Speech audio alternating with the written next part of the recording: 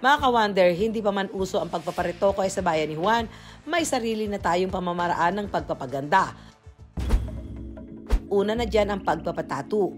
Masyado ring attracted ang mga kalalakihang mga kalingga kapag may mga tattoo ang mga kababaihan kasi pinapalagay nila na ito yung standard ng kanilang pagtingin at para maligawan nila or para gawin nilang asawa. Pangalawa ay yung paglalagay ng mga kolorete sa kanilang mga mukha, particular sa mga kababaihan. It is also a source for beauty. Pagnganganga at o pagpapapula sa kanilang mga ngipin, no? Gamit ang makikita sa ating kalikasan, yung mga dagta ng mga prutas, ng mga puno. So isa rin ito sa mga itinuturing natin na sinaunang pagpapalagay ng kagandahan sa ating mga kababaihan.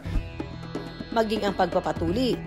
Yung circumcision or pagtutuli sa mga batang lalaki, no, para mas ma-enhance ang kanilang pagiging mas lalaki. Kagawian daw ito ng mga Islam at Hudyo noon bilang paraan ng pagtanggap sa lipunan at paghahanda sa digmaan.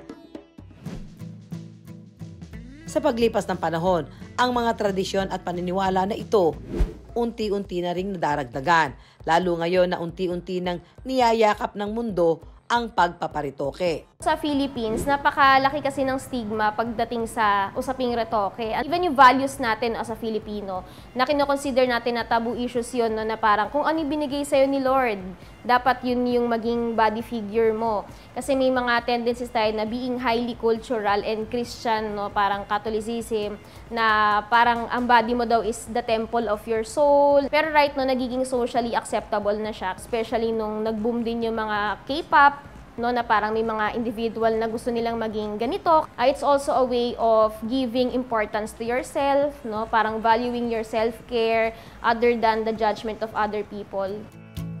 Ang pagpaparitoke, paraan pa rin naman daw ng pagpapaganda. Gamit lang ang mas makabagong teknolohiya na galing sa mga legal na klinika. Ang mahalaga, buo ang loob ng magpapagawa, lalo kung ito ay